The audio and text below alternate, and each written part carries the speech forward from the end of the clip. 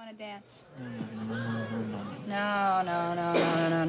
I do believe Marcellus, my husband, your boss, told you to take me out and do whatever I wanted.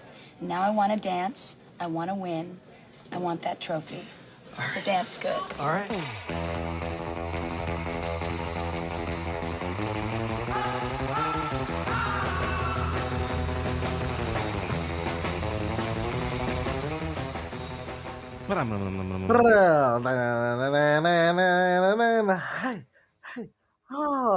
Welcome to another episode of Season 4 of 3.5 Gentlemen, the podcast, where 3 of the 4 hosts provide a refined and intellectual analysis of movies from our private collections, and one of us tries desperately to keep up.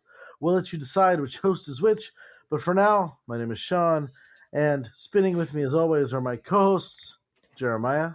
What up, Royale with cheese? Eddie. English, motherfucker, do you speak? And Brandon. I want a gold watch that's been somebody's ass. That's kind of what I want. Really? You just God, get it, Brandon. You're so fucking cool, man. Okay. The watch is the first thing I saw in my notes. Say one again. I dare you, man. I double dare you. The watch is where I went. Yeah, there it is. I like the watch. That was a good story. With Season 4, we're returning to form from Season 1. And instead of picking movies in a specific genre, we're each picking movies that we just want to talk about. That said, after choosing the movies for the seasons, we have grouped them into specific focuses, whether it'll be influential directors, mysteries, blockbusters, and beyond. Additionally, throughout the season, we'll be including some new releases in theaters and streaming, as well as a TV series or two. As with every review we give, our goal is to answer one simple question. How many drinks does it take to get through the film or special we just watched? Now, at the end of the podcast, we'll rate the movie or series based on a scale of 0 to 5. 0 being a perfect film that you can watch stone cold sober, and 5 being sort of the film that makes you want to snort heroin, thinking it's cocaine, only to be revitalized by having a needle, adrenaline, slammed directly into your heart at the home of a local drug dealer or your local drug dealer. Heroin. I ain't going to go even near the fucking You're last not going to go with the one. next Fuck. one? I figured I'd just push it.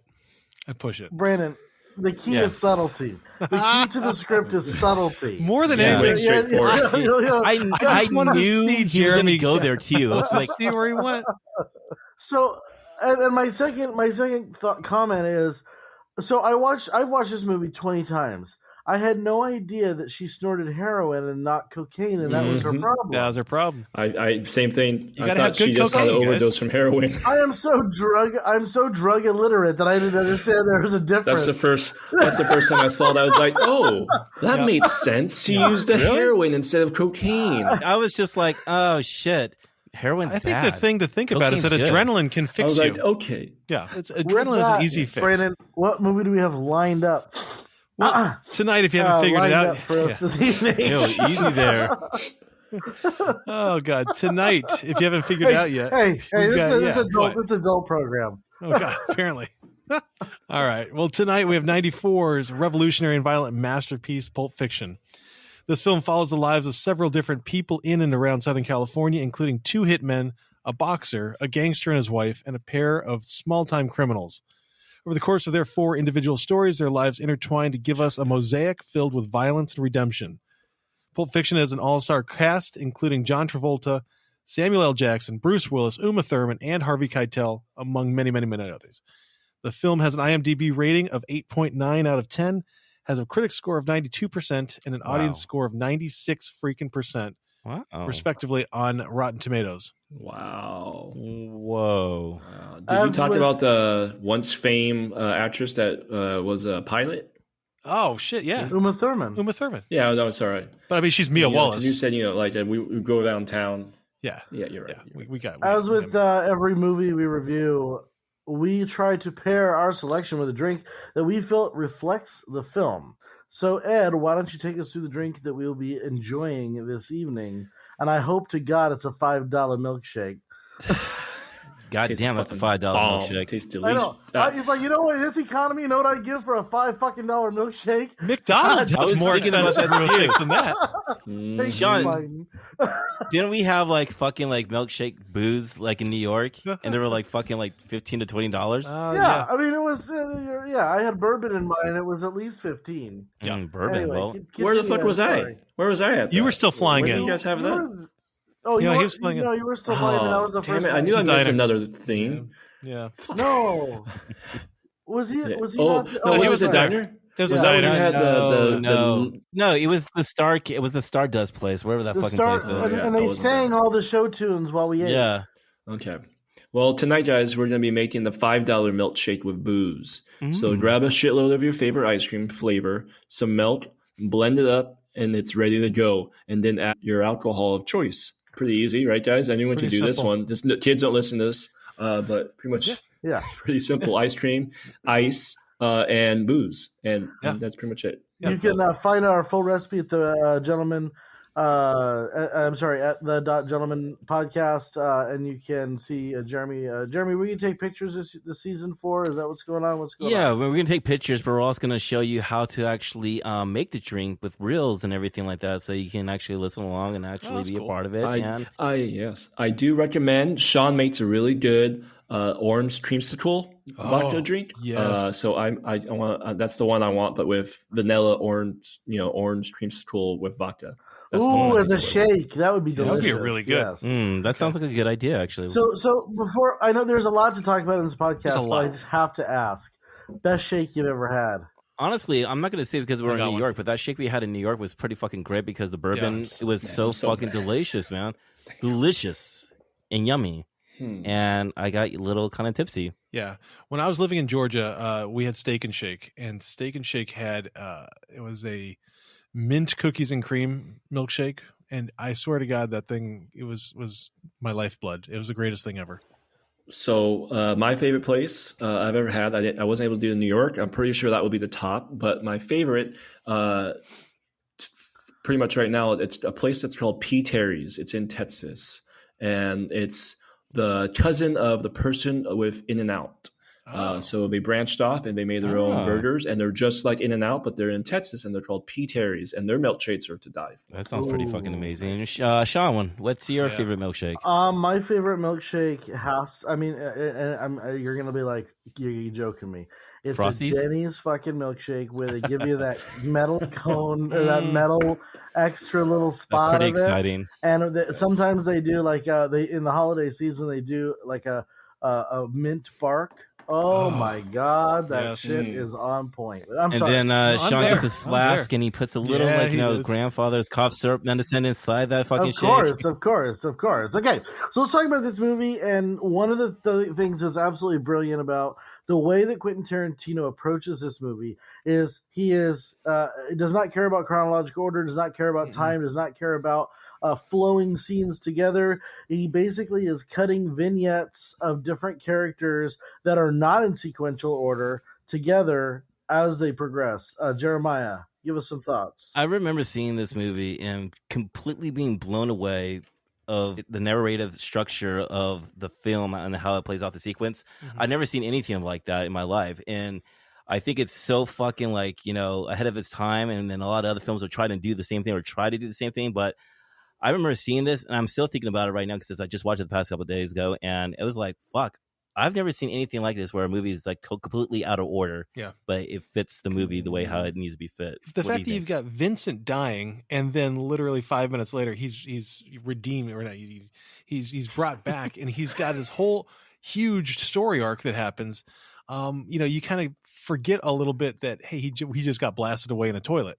And I think that does a really, really great job. All he does is take shits. All he does is go to the bathroom and miss all the action. I did see this thing that said that Well, everything one time he that did happens, it. He just topped himself up. Yeah, everything that happens bad happens when somebody's in the bathroom. No. It's only Vincent. It's only John Travolta's character. Yeah. Every time he goes in the bathroom, there's a fucking horrible scene. Either there's someone who's ODing, someone's getting shot, or someone's actually getting killed. Yeah. All the time or the diner. Yeah. So the opening sequence is with two of my least favorite actors, but I really do appreciate the dialogue and the way that scene played out.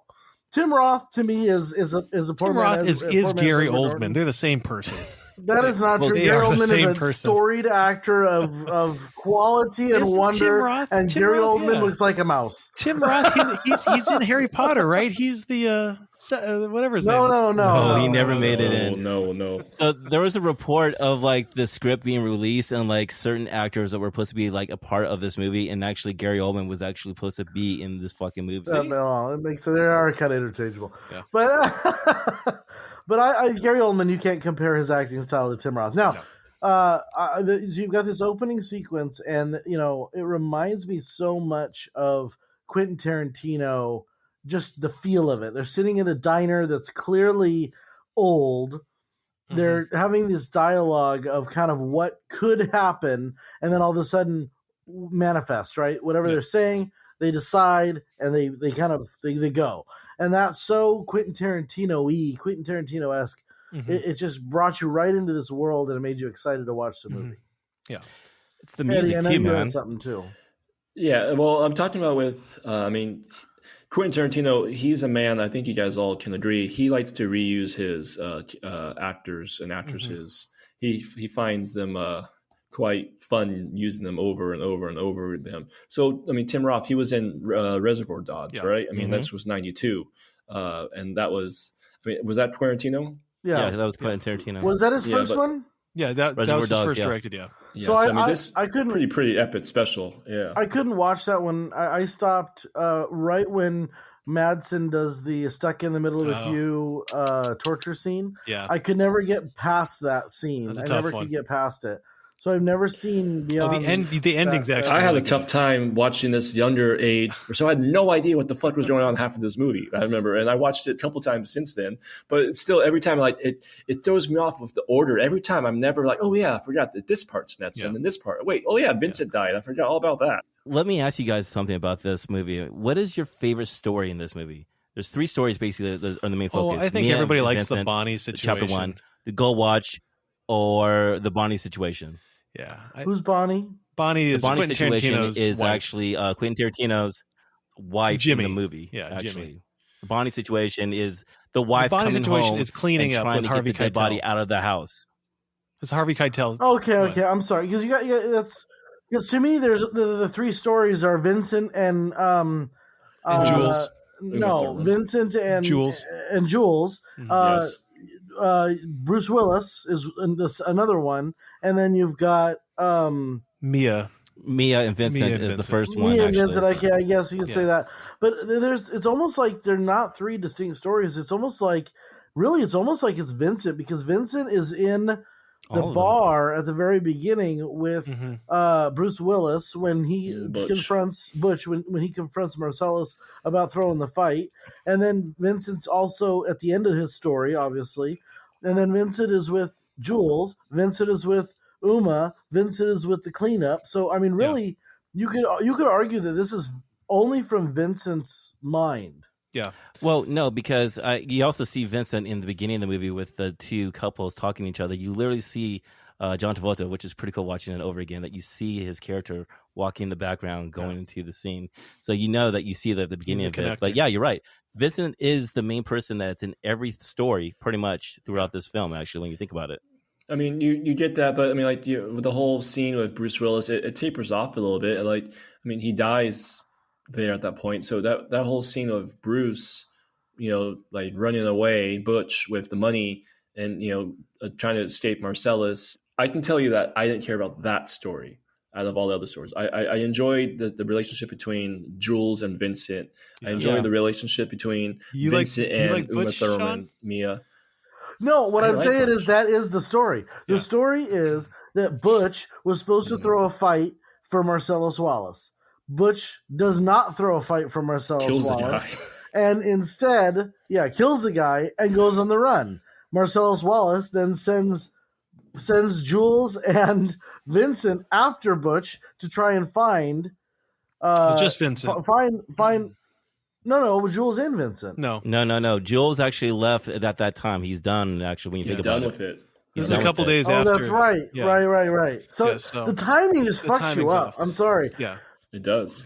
So, look, what's really funny about the Go Watch, which is probably my favorite dialogue with Christopher Walken. By the way, I think that's one of the best dialogues in the fucking movie. It just makes me laugh every time I watch True it. romance, though. True romance. Oh When he's yeah, that's talking to fucking Dennis great. Hopper. But it's just so fuck. fucking great in the scene. But I really love the scene. I never put two together here, guys. Where basically like when Butch is going into his room, to his apartment, and he thinks he's all cool, and then he sees a fucking gun on the table, right? Mm-hmm. And so he picks it up, and you see Vincent coming out of the bathroom. And I always wonder, I always wonder myself, like, why did he leave his gun? It wasn't until this fucking time I realized, oh, Marcellus was with Vincent at that time, staking out, waiting for them to come in. He went to go and get donuts to bring that back. I never put fucking two together. Shit! And that's when Butch hit him with the car. And that's because I always wonder, like, what is the coincidence of having that fucking person walking at that time? I never fucking figured it out. He was the Jules to Vincent at that point. Yeah, he was Jules to Vincent. Yes. Yeah. So no, I want to go back though. I want to go back and I want to talk about, because I mean I can talk for hours about how much I respect Quentin Tarantino as a storyteller and a filmmaker. But what I do want to do is, and we did this with Inglourious Bastards, which is a great podcast you should go back and listen to. But his openings, right? We can look at Reservoir Dogs has, I think, one of the most iconic, greatest openings ever. You got, again, Sean, like you were saying, it's at a diner. They're talking about tips, and you got Steve Buscemi talking about how tips are pointless, and you got other people defending tips. I mean, so you got this opening dialogue. With Pulp Fiction, I think you've got some of the best dialogue that just hits you out of nowhere. Like you said, we're just thrust in this world with Honey Bunny and Pumpkin. And then you go into Inglourious Bastards, and you've got the Hans Landa beginning, right? You go through all of these movies, and he's formulaic to a point where you know that you're going to get fantastic opening dialogue, and dialogue that is witty and comical and cute and clever, but at the same time really hardcore biting throughout. But I think that Pulp Fiction to me is the iconic. I know Hans Landa, we can say that is just fucking top notch writing, but this establishes I'm gonna so disagree well. with you a little bit, Brandon. Please do. I'm gonna disagree with you slightly, and nicely said, Brandon. In a nice way. I believe that you can start any vignette that he has, any segment of film, and you could have thrown it at the first part of this movie. Yeah. And you could have had that same intellectual beginning, that same unique beginning, even if it's Vincent the Royale with cheese. You could Jules have that. talking about the Royale with cheese, or if you would have started. I mean, anywhere you start this movie in the vignettes, you would have had, like, even if it was Butch talking to Marcellus about throwing the game or the boxing match, you have this disregard for pacing, which in and of itself creates the best pacing I've ever seen, which is my favorite part about Quentin Tarantino. You have a disregard for pacing, and also he takes his time in setting up the scene that he wants to film, irrespective of the rest of the story. No matter where you're at in the story, he takes his fucking time and introduces you the characters the way it's almost like you could say that his beginnings, right? His beginnings, vignettes or films, because not all of his movies are strung together vignettes. Some of them are, but not all of them are. But if you look at it and just say his beginnings, what he does is he thrusts us in, whether we want to call it chapters. Which one isn't? Well, yeah. Well, I think what's it? Hateful Eight is not so much. Okay, so I haven't seen that. Yeah.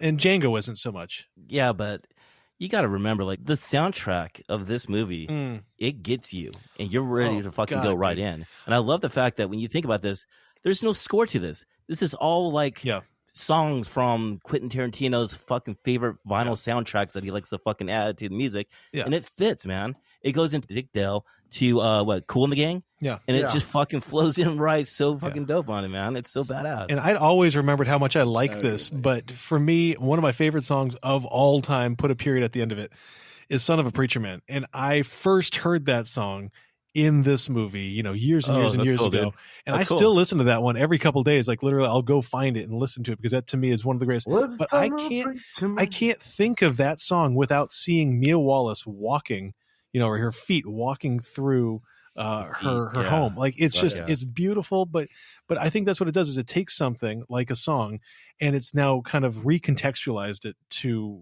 viewers so that you can't ever hear that without. And I think that's not just Quentin Tarantino. John, we've talked about music and movies. Right. But I think Quentin Tarantino has a interesting way of doing it where the song is ruined from here on out Yes. for anything other than the connection between that scene.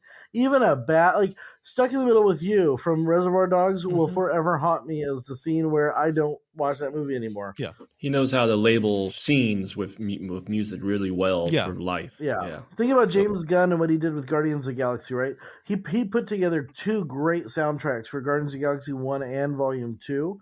They didn't have the same impact as what Tarantino is trying to do here, which is actually to live the song.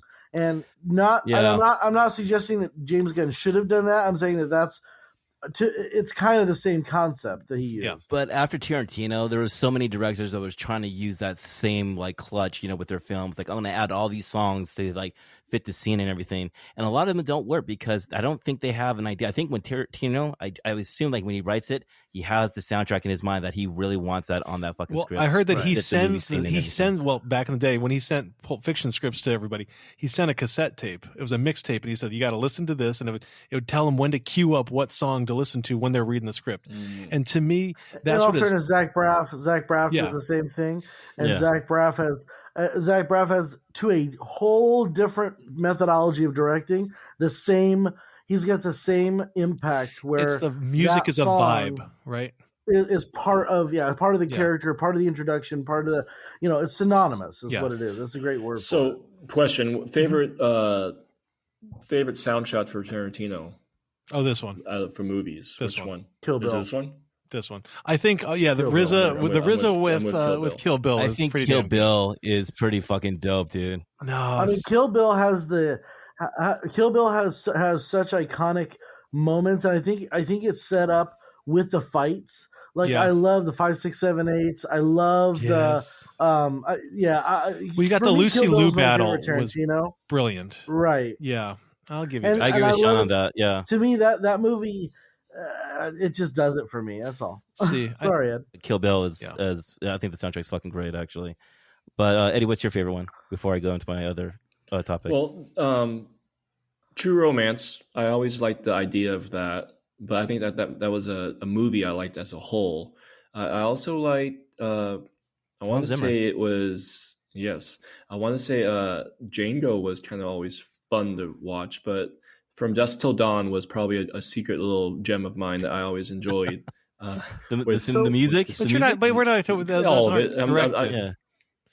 Those aren't Tarantino directed. Well, I mean, he Django wrote. No, Django is, but From Dusk Till Dawn and True Romance. He had his buddy with him. Well, Robert Rodriguez directed a scene in this movie. He directed the Bonnie situation when Quentin Tarantino was actually on screen. Which, by the way, I know, Jared, I'm not going to lie. I get real crisscross applesauce with their movies. I do. I get crisscross applesauce. I'm like, who did this one? Who did that one? Well, their collaborations are just wonderful. And, so we've talked about this before. We've talked about the great directors of the Spielberg and the Lucas and the who else was it? It was Brian De Palma, Coppola. Scorsese, Coppola. They were all in a club together. Brian De Palma, man. And they were all this club, right, where they produce these phenomenal fucking movies at the beginning of film.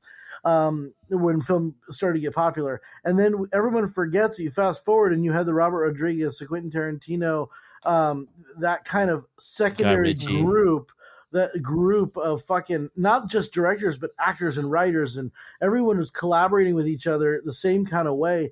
And what they produce, I've heard Quentin Tarantino speak about this many times. He was on, I want to say Joe Rogan, and he talked about how film was dying in the 1970s and becoming something, it's in the 80s. In the 80s. Yeah. And all of a sudden, it's like his group said, no, we're not going to do that. We're going to do something There were different. Mavericks, man. Well, what they did is they took indie mainstream. But films were dying, and then 1977 Jaws came, and holy fuck, there's a blockbuster.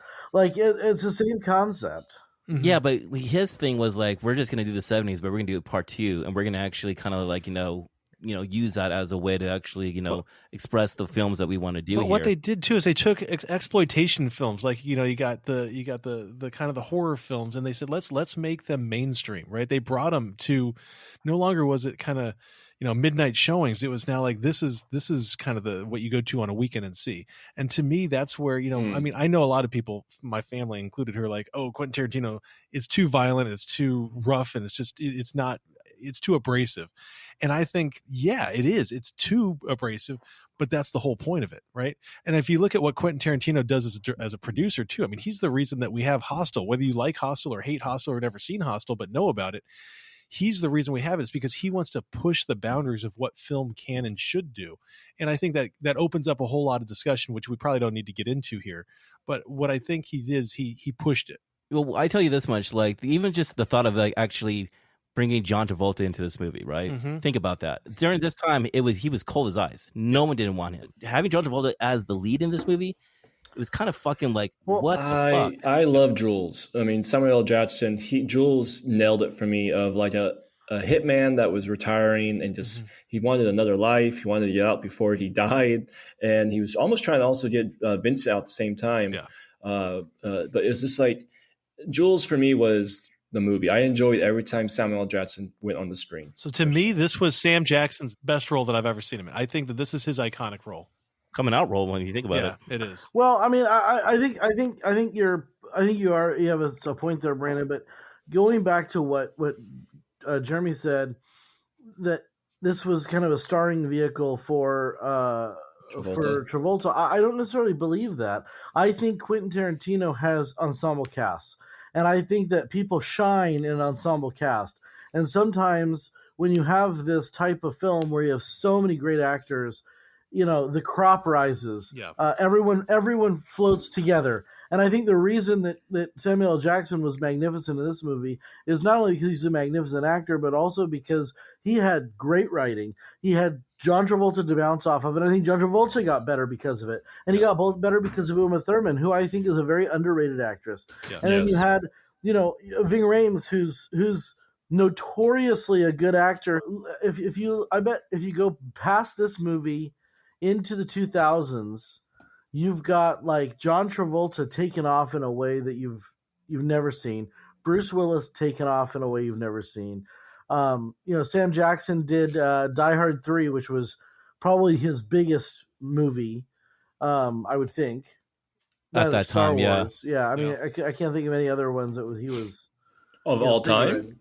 That's what I'm saying, Sean, is that, bringing John Travolta at that time, he wasn't a big actor at the time. In fact, when Bruce Willis came on, he was trying to get the lead for Vincent, and it was like Tarantino kind of like, marking his ground, like, yo, this is the role for him. Simple it's as that. Knowing, it's knowing who's going to best portray that storyline. And I think I've heard him speak about it, but he said that he wrote that with Travolta in mind, and when he went to Travolta, he said, "Listen, you can't turn this down. Like this is your role. You need to take it.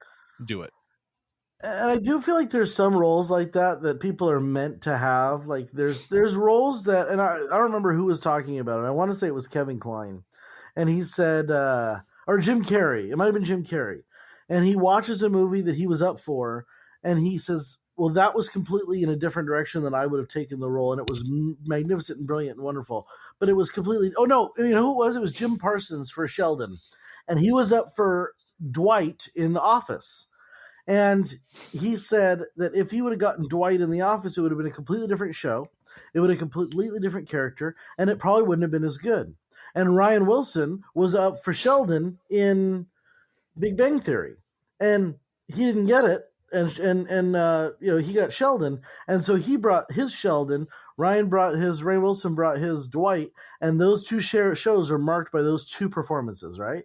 And so that's what he was talking about. Is sometimes you're just built for you want this role, you want, but it's not the role for you. You got to just wait, and this role is made for someone else, and you just got to be okay with it. And that's what happened with Bruce Willis. I mean, like, remember this. At this time, Bruce Willis was the mega star, And he's like, dude, I want to do this fucking movie because he loved Reservoir Dogs. And he really wanted to be the lead. And Quentin Tarantino is just like, read the script. There is a third lead in this, and I think it's fucking perfect for you. Mm-hmm. And he was going to give it to Matt Dillon, actually. But he decided to decline or something like that. And he's like, you know what? This is the perfect role for you. Read it. Think about it. And about fucking 2 days later, he said, I'm ready. So I agree with you on that. It's those choice actors like Harvey Keitel. We don't talk about Harvey Keitel enough. Harvey Keitel is, in my opinion, one of the greatest character actors of all time. Yeah. He'll go down in the history of character acting.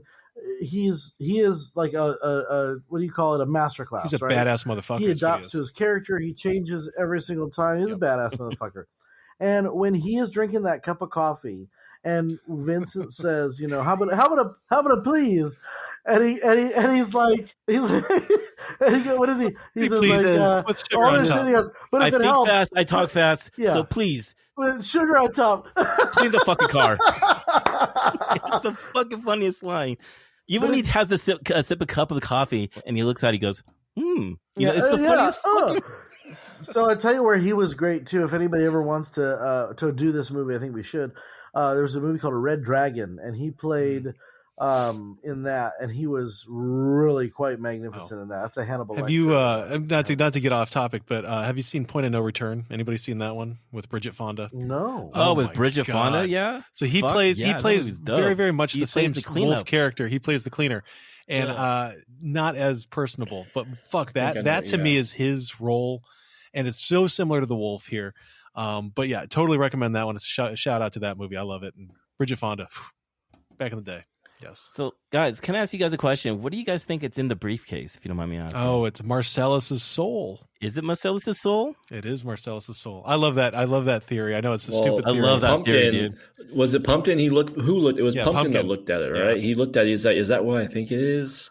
And Right? he says it's beautiful. He says it's beautiful. I imagine it's a gold, like a gold bar, probably like something gold. So this was.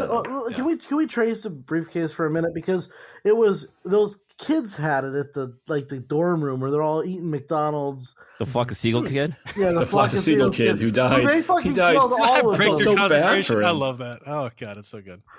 Oh, and that's one of the most iconic lines in the whole movie. Say It's what again, motherfucker? Oh, Hey, did Marvin die? Marvin didn't die. Marvin died. got his He died head in the car, blown but He up. died in the car, but was Marvin with the kids? Yeah. Was that Marvin with the He was kids? in the Yeah, he was corner, in the like bathroom. cowering. Yeah, No, he wasn't in the bathroom. Yeah. He was in the corner cowering. You know what's so funny about that situation? These are two hitmans, and they actually kind of like play out like, you know, what's going to be happening there. He's like, yeah, there might be 4 to 5 people there. And they go in, and there's 3 people. And I'm like, you know, did they fail to mention that there's that 4th person there? I mean, they actually knew there was a 4th person in there. Did they just fucking just lost it there? I mean... Well, and my favorite is okay. When you're going into a situation where you're a hitman, you'd think that you'd like check the space, like that you'd strategically place yourself so that you could be protected. Fucking Vincent's in the kitchen eating shit, open the cabinets, it's just like, Smoking, handprints are over everything. And I'm like, yeah. There's like, no you silencer. suck There's at like your these job. fucking You guns suck are really going bad up. at your job. Yeah. Number one. Number two is you're leaving Samuel L. Jackson out to dry. Yeah. If one of these kids gets a hankering to do something, God forbid. But the terror. Samuel L. Jackson has this acute ability to bring both terror and humor to the same line. Yeah. Bro, he eats the cheeseburger and it's like, oh shit. And he drinks the whole fucking Sprite. Yeah. And I'm like, oh god. Oh, he was flexing right there, dude. I was so pissed off at the guy. I was like, oh, you're fucking done for it, bro. You ate your whole cheeseburger. You just from lost your face and Sprite, drank your- dude. Fuck. I want to know how fucked Go up back to that. that apartment complex is to have that many gunshots and not have one siren sounding outside. Oh, no, I mean, Butch's apartment, you had the gunshot and the That's alarm true. going off, and he fucking walks out. Nobody comes out of Nobody's their there. doors. Everyone's like, oh, it's another Thursday night in the valley. There's a pawn shop, bro. There's a pawn shop right down the There's a street pawn that's shop. fucking kinky as hell. You know what's so funny? Ever since that, I've been scared to go to fucking pawn shops. Fuck yeah, bro. I started thinking like, oh my god, they lock people in there and they just like Well, and you wonder, like, sad over there. I mean, not to just like extend the story out, but you have like someone like me who I'm desperate to wrap up all the different loose ends. I mean, that's just how my brain works. I want everything to wrap up in a bow, good, bad, or ugly. I want to know what happens. Quentin Tarantino introduces you to 15 characters and he's like, fuck it. They were just in here for the color. Like, you're just in here for one scene. I'm not going to give you Steve any Buscemi. information. Oh, it's Steve Buscemi. Yeah. Randomly, just Steve Buscemi as Buddy. Buddy Holiday, right? You want to know what's so fucking ironic is that in Reservoir Dogs, he's talking shit about being a waiter and whatnot, and yet he's playing a fucking waiter in Pulp Fiction. Yeah, but even John Travolta says, I don't know, Bub Buddy's a pretty shitty waiter. So can we talk about the probably one of the best scenes in the movie is the dance scene. Oh, I mean, come on, dude. That's kind of like when you think of Pulp Fiction, it's very fucking iconic when you think about that dance scene. So can I tell you something personal and kind of So I forgot. I thought Uma did this, and she did. Travolta did this. Uma did this. Hand. Uma does this. It's a full hand. So yeah, so I find I had it flipped. incredibly uncomfortable when people dance on screen. Oh, I agree. Really? Oh no, I'm with you on Sean. I love a musical. Yeah. I love dancing like that. But like when people just spontaneously dance, I'm like, okay, stop it. Like, get over this. This and when they started to dance, you've got John Travolta, and the fucking blocking is great because the camera, worst angle ever, is pointed up at these motherfuckers from the stage, like it's awful, right? Yeah. And all of a sudden they start doing this dance, and they look completely disinterested in each other. Mm-hmm.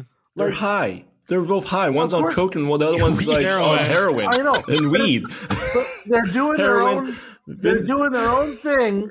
And Vincent's like, "Oh, I'm dancing with someone." Like if you watch it again, because it's like he realizes he's dancing with her, and then he tries to follow what she's doing. Not well, no. By the way. Yeah. And then all of a sudden he's like, "Oh, I can do this better than you," and he starts doing something different. I'm telling you, this is.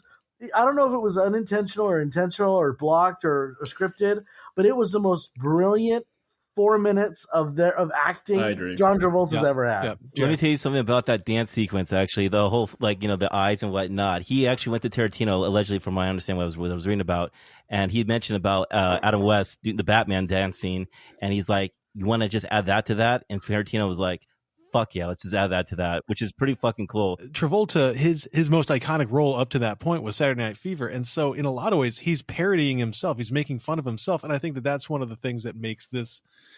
Well, no, because in Saturday Night Fever he was all about dancing, and he was the skilled dancer. And if you watch him in this movie, he is not a skilled dancer at all. Oh, I disagree with you. He is. He's a wonderful dancer. No. You're mishearing.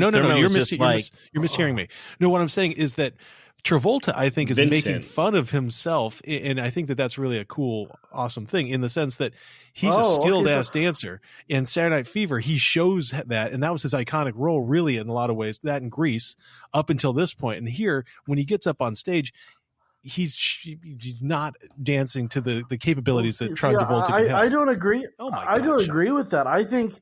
no, I don't. When he's up on his tippy toes, and there's a couple of different that's such scenes a dope where their choreography is nonchalantly perfect, and then not. Maybe I'm just seeing things that aren't there. No, I'm seeing what you're seeing, Sean. Is that these two people that want to dance, and they don't know each other, but they kind of they're trying to feel their vibe with each other, and as they get closer with each other in dancing, there's that connection here and everything like that. So this was my first time. Yes, this was my first time to see some detail of the dancing, and to see like. Brandon, I'm trying to see your point of view, but I feel like it was cool the way they were dancing. Oh no, you guys are thinking that Travolta. I'm not criticizing. I'm complimenting it. I'm complimenting the scene, but I'm just not coming through. I'm seeing it maybe in Vincent as a bad dancer. Maybe I'll see it like the Vincent, like he was trying to dumb down Vincent's dancing skills, maybe. But he did it good enough. It looked like Vincent had no idea what the fuck he was doing, but he was enjoying the moment. He liked his $5 milkshake, and he was just so high at that time. I realized he had heroin, some pot, and I think Vincent was trying not to have any sexual attraction to Uma because Marcellus Wallace threw a fucking guy. Yeah, Marcellus threw a guy out of a fucking window for rubbing her feet. Like, hey, I mean, massage means a lot, okay? A foot massage means a lot. She said that was a lie. Was that a lie? Because she's just like, I don't know. Marcellus Wallace threw a guy out of a fucking window. That's all I know. Yeah. But one of the things that I think Quentin Tarantino does as a director that's brilliant. This was from that interview too. Is he said sometimes I don't write the script. I just say, okay, guys, go, here's what's happening in the scene. I need you guys to go do this. And then he just lets the camera roll. And they do it over and over and over again until the camera runs out of film, which it doesn't anymore. But, until it runs out of film. And I feel like this might have been one of those times where they were like, all right, you've got two very accomplished dancers, because Uma Thurman is a very accomplished dancer in and of herself. Let's see what you guys come up with. And it was just them being awkward and then transforming into something magical. I don't know. That's what I feel like. Yeah. Brandon. Yeah. So so you guys, the dancing scene is iconic. I think it's brilliant. I think it's beautiful. I think it's perfect. But if we're going to go with, to me, what the most perfect scene in this entire movie is, to me, it's the adrenaline shot. And every time I see it, I've seen this movie a dozen times. I keep forgetting how funny to me that scene is, and it's funny because of the way it's played. Eric Stoltz is brilliant in that when he and Patricia Arquette or Roseanne Arquette are screaming back and forth with each other, and he's talking about the little black book, and he's like, well, where's the little black book? I don't know. Where's my black book? Why do you need the magic little black marker? book? Yeah. Right? I mean, like, to me, it's hilarious. It is one of the funniest scenes in any film, and it's because it's shrouded in this insanely serious moment that's just like life and death for each one of them. And I think that it's pacing. Sean, you were talking about pacing before. The pacing is perfect. The acting is perfect. The writing is perfect. To me, that is, in a lot of ways, I would argue, his best scene that he ever filmed in all of his filmography. And I know that's a weighty thing to say, but I really do believe it's a bold statement. It is a really bold statement. The build though, when Eric is eating his cereal and it's dribbling down his beard, right? And he's eating the cereal, and the phone is ringing, and it just keeps ringing and ringing and ringing. And he's like, he's looking out of the side of his eye, like, that phone is continuing to ring. And then, back in the day, right? It never voicemail wasn't there, so it just kept fucking ringing. But you also had like that I don't know, Patricia Arquette or whatever, whoever That's it was. Roseanne Arquette, like, you're supposed to tell people not to have them call at this late hour. And he's like, that's what I'm going to tell them. Exactly what I was going to tell them. There's two scenes in that part that makes me think of you guys. Sometimes if I'm trying to call you guys, and I'm like, fuck you, man, answer your fucking phone. But then he goes, do I know you? And like, he turns into, is this a prank call? Is this a prank call? He goes, like, are you calling me from a cellular phone? I don't know you. I don't know you. Crank call. That's funny how true that is now. It's just like, oh my God. Then he runs into the house. Like, Brandon, you're talking about the needle. I'm like, Vincent basically runs into the garage with the car. Yeah. Almost kills them both. And then like he's dragging her out of the car. Get her feet. He drops her. That's my thing. He just drops her, and they have this argument in the front yard. And I'm just like, this is, it's hilarious, and it shouldn't be funny, but God, to me, it's one of the funniest scenes filmed. I love that part when they're fighting like there. And I agree with you, Brandon, like that scene is just like every time when this movie comes on, like I can't wait for that scene because the dialogue is very quick and fast. And it's just such a fucking wild ride. And you know what's so funny about that too, guys, is that before that they come in and they have the trophy, right? Yeah. And I guess they won. But actually, if you listen to another scene, they actually stole that fucking trophy. Yeah. They did not win the dance. When Butch is walking through the apartment complex, really? You can hear him talking about Butch is walking, and you hear it on the radio. Yeah, the Jackrabbit Slims. The theft of the trophy was stolen. It's just like little fucking things. Like I've seen this movie like 35 times, and I'm missing this shit. Like, oh my God, I didn't know this was actually here to here. Well, man. there's a reason why this movie is as popular as it is, and as iconic as it is. And it's not because it's necessarily controversial. It's because it dives deeply into what film is supposed to be, which is, in my opinion, film is supposed to make you question, supposed to revolutionize, supposed to make you look at things differently, and supposed to be entertaining.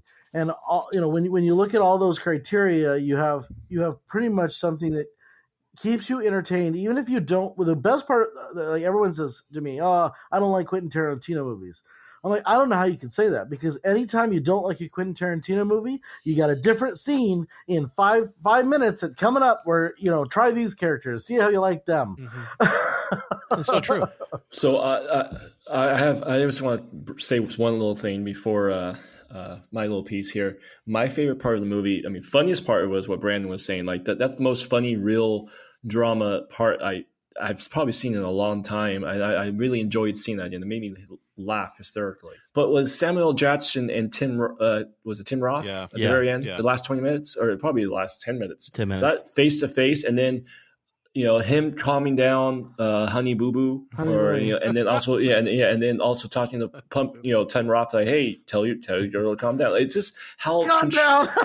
how I'll be little controlled he Fonzie's had here. under the whole situation was just like, and then he was just like, you know what, I'm becoming like, you got me on a good day, motherfucker. Like, I'm coming to terms with a new life. And it was just like, it's such a cool, beautiful way to end the story, and for his character, it was a cool way to, I don't know, he made true of his word that he was trying to be a better person, and he actually gave $1,500 away, and that's where Vincent was like, I'm gonna kill this guy off of principle, Jules. Like, I'm not gonna allow this. Like, this Part guy to was walk so out. fucking great. But you're right, bro. I mean, there is like this arc for redemption when you think about it for Jules' character, realizing that, saving from evil, from wrongdoing and whatnot, and he actually has that thing. I think he was trying to help Vincent. Talking from scripture, You a lot, know, yeah. He was trying to help Vincent on that Ezekiel, situation, and it just, he wasn't able to help him. But for right there, he was able to actually help that couple for whatever it's worth and whatnot. And you see that kind of redemption arc in Jules, which I fucking love. I'm going to say something else too that's probably going to be a little controversial, which is this. I really love that the movie didn't throw a message in your face at all with any character. Most of these people are not great people. They're all despicable people, yeah. But it was just fucking fun to watch. Like, it's just fun to have a movie that doesn't have a message, is not trying to throw something at you. Just like, oh, look, here's some characters. They fuck shit up, and you have a little bit of a redemption arc for one of the characters. It's still not that great, but here we go. They're still tied into other characters who are also fucking shit up. Yeah. And that brings us to the end of our review. Now it's time on the podcast where each of the hosts provides a score on the following scale. Honey Bunny, brother, can you provide? That's not my name. Say my name. That's up there. Listen, bad motherfucker, pumpkin. Yeah, it's the one that says bad motherfucker. He pulls out a wallet. It says bad motherfucker. I wanted the wallet that bad, so bad right now. All right, guys. So 0, the perfect movie. You don't need shit to enjoy it. 1, a filled your first cocktail. 2, a happy buzz. 3, you're gonna Uber or Lyft home. 4, rough morning walk of shame. 5, blackout, shit-faced, spring break drunk. Gentlemen, let's start with myself. I want to start first. Yes.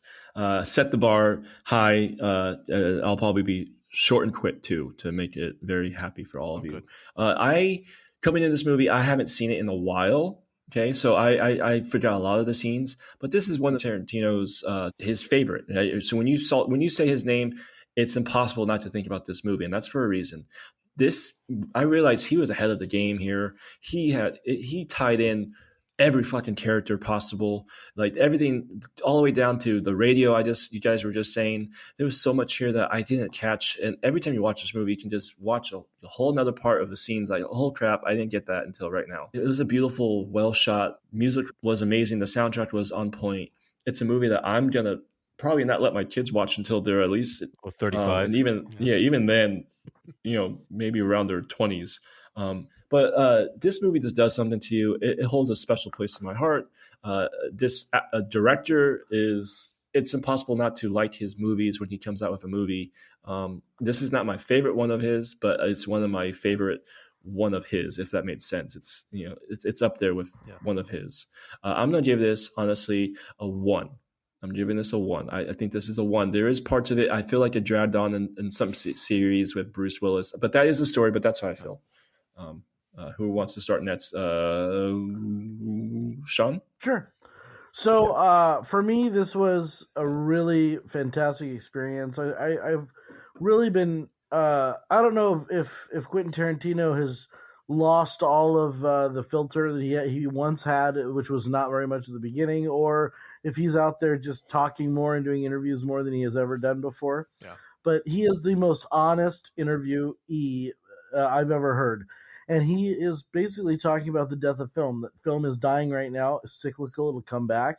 But we need a new generation of filmmakers who are going to push the envelope, like Brandon was saying earlier. Push the standards, push the envelope, push this, push that. And it doesn't have to be, graphically. It doesn't have to be anything like that. It's just pushing the way stories are told. And I think that there are very few directors in the history of the world who have done that. And Quentin Tarantino is one of those lucky number. This film was beautiful, not in the same way, Avatar or a John Huston picture is beautiful, but in a character a vignette sort of way where you get to really dive into a character quickly. They have great dialogue, they have great scenes, they have great interactions, and I feel energized every time I watch a Quentin Tarantino movie, particularly one that is of this caliber.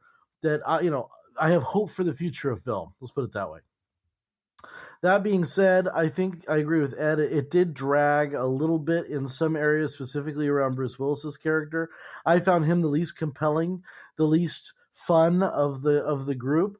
But I think that you needed something level to deal with all these ups and downs. So I don't know if you take him out or if you change him, if the movie has the same effect. I'm going to give this movie a 0.5. I think the acting is superb. The sound, the score is fantastic. The music is great. The directing is top notch, and quite frankly, it's probably one of the most revolutionary films, if not the most revolutionary film of the '90s. So, I'm going to give it that. So let's go to Jeremiah. Well said. Well said. Yeah, I'll piggyback on that one, Sean. I mean, this was one of the biggest phenomenons of the 90s when you think about it, but it was also one of the biggest indie hits of all time when you think about that as well, And I have to say that this is probably one of the most influential movies of all time. I mean, everyone was trying to do what Quentin Tarantino was doing with this film and just trying to add their own little Pulp Fiction to it. This movie changed films when you think about it. Is it my favorite Quentin Tarantino film? No, not even close, man. But it is something that you have to realize when you watch this movie that it changed the way how we see pictures and whatnot. The writing is great. The acting is fantastic. The music is just on another level. I mean, fuck, it's just, I almost want to have the soundtrack in my fucking playlist again because it's so fucking good. But it's very graphic. It's very horror. It's very fucking violent. Like I said, it's not my favorite, but seriously, you have to pay respect to this fucking film. For me, it's not a perfect 0, but it's pretty fucking damn close. I'm gonna give it a 0.75 here because I think it's fucking pretty great, man. So I agree with you, Jeremiah, and it reminds me of a line from The Holiday, which is hilarious. Eli Wallach said it. If the studios used to be so involved with pictures, right? They'd own the actors. Now, if the studios make $100 million in its opening weekend, the movie's a failure. This is not that type of film. This is not that type of era of film, and I think it's time we get back to that other type of era where we don't care if it makes $100 million. We care if it's a good fucking picture. They're out there. That's a dying era too, because everything's about. But you said it too, yeah, Sean. Like there is a little hope for it because there are filmmakers out there that are doing things that are actually pushing, some great films out there, and it gives a little hope every once in a while. I mean, you guys don't like this director Ty West. He does some horror films, but the way how he's doing it, it's like, okay, there's a little fucking hope that that something's gonna come out of it. I think Gareth Edwards has a little bit of hope. I think there's a lot of directors out there that could be something different. Yeah. Brandon, yes, finish this out.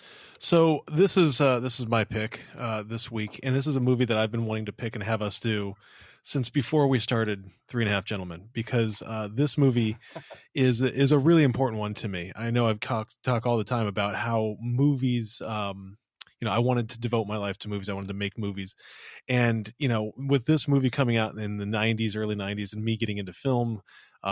Like excitement and liking movies and watching movies and wanting to make movies and tell stories, I was able to see this as kind of that revolutionary pivot in film that we've been talking about. You guys say this isn't your favorite Quentin Tarantino film, and I know he's got a list of great films. This to me is my favorite, hands down. Now that doesn't mean that I don't like any of the other ones. I love the other ones. Reservoir Dogs is at the bottom of the list, but those other films are just, to me, classics. This one, though, transcends and establishes him and what he's done. And yes, he's taken different parts from this film with the opening dialogue, and he's got a very, very clear trademark. But what he did is he did something that not many people do, and that's he hits a freaking grand slam on his one of his first at bats. And I think that not only does it establish him as one of the most important filmmakers, but it establishes this film as one of the most important films, probably up there with ever made, right? Because we're talking about it as a transformational, transitional film. I'm not one to get on bandwagons. I don't like to say, oh, if it's popular, I like it. This movie is one of those bandwagon films that people, like to point to. I don't know if they all like it. It's kind of like those people that wear the band t-shirts without knowing the bands. But for me, this movie is something special. Just to kind of, I don't want to defend the movie, because I definitely think the scene with Marcellus comes out of left field and it's odd. But when you sit back and you look at it, you go, what thing could happen to Marcellus that would make him forgive Butch, somebody who he basically devoted his life to destroying? Well, it's got to be the worst thing in the world that you could possibly go through. And I think that in a weird way, it accomplishes that. It's still hard to watch, right? It's hard to fathom, but at the same time, that's my justification for that. With that said, this movie does something that I think is revolutionary in so many different ways. It is no drink required for me. It's a 0. It will always be a 0. I watched this time with a fine-tooth comb, looking for things to give points to and drinks to, but I honestly can't. I mean, I know that you can say that the storyline bogs down a little bit, but to me, it's all a beautiful artistic musical movement that just helps to balance out everything that comes afterwards. So, we got a 0 on this movie. This is a perfect film for me. Oh, good job, man. I'm glad. Good job. My God. That's a nice All 0. right. That's a quality 0. Eddie, when you Zero, take man. the scores and divide by 4, what does Pulp Fiction get an average score of? My calculations and Brandon's calculations are correct. It gives a 0.5625. That's a 0.5625. And Jeremiah, where does that put us on the list of movies that we have reviewed? It's close to thus Avatar, far? right? No, I would bet it's at least close to Rise of Skywalker. No, Avatar was terrible. It's actually tied with Sound of Music. Oh, The Hills Are Alive with Pulp Fiction. You know what? Complimentary films, very, very much. Those are from Both good soundtracks. from left field to right field, man. Yes. Completely different fucking films. Rugby and Yeah, it's tied number 5 actually with Sound of Music, and also another favorite that's been doing well within our catalog is The Sandlot. oh, Okay. okay. As we continue on our journey of season 4, which is, quickly, I think becoming one of my favorites as we get into these movies. What genre are we in, or what grouping are we in, Jeremiah? We're grouping these movies a certain way. Yeah, so we're actually wrapping up our month for January director features. So some of the directors that we wanted to feature for movies that we like and everything like that. And man, We got one more. It's like going from like a fucking great fucking director to this my guy, but you hit the fucking ceiling. I don't know where else we can go, but fucking downhill on this one, dude. So we're gonna go with my film, which I'm not too fucking thrilled about it now. I have to go I'm in the shadow excited. of fucking Tarantino, but this is John Carpenter's The Thing. Man, dude, it's gonna be a bloodbath. I think my fellow gentlemen hosts are gonna fucking just destroy it. I'm So looking I can forward tell you, to it. promise you right now, Jeremiah, when I sat down to watch this movie for the first time with you, I went, this is going to be trash. 1970s? Is it 70s or 80s? 82. 82? It came out 2 weeks after Kurt Russell. E.T. And you've got this, it's just the plot, which was thin, and then I sat down and watched it, and I can tell you right now, I enjoyed the shit out of it. I'm very much looking forward to seeing this again for the podcast, and I think I will be your ally. I have not seen it. I will be your ally. I have not seen it, but I'm so damn excited about it. Like, Jared, this is one of my It's top been- favorite excited ones that I'm for. Can't wait. It's been some time. Uh, It's been some time. Brandon's gonna stab the shit out. Remember the last John Carpenter movie that we did? Yeah, What did we do? Last John Carpenter movie. that was Halloween. Halloween. Oh, that doesn't count. We almost didn't make it to season 3. Yeah, Brandon doesn't still talk to me Eddie about and that. I are- Anytime Halloween comes around, he's like, Eddie and I are still barely friends because of that whole debacle. Listen to that podcast when you get a chance, man. Fuck, this might be round 2, man, for next week. But yeah, then after that, we're gonna go into our month of February for favorite bad romance movies that we like. La, So, da, ra, pa, pa. All right. Well, if you enjoyed our review or a fan of the podcast, we ask that you please subscribe wherever you're listening. Leave us a 5-star review on iTunes. I cannot express to you how important it is for you to leave a physical review on iTunes. Take out your little fingers and write us a review about how good or bad we are. We're okay with that.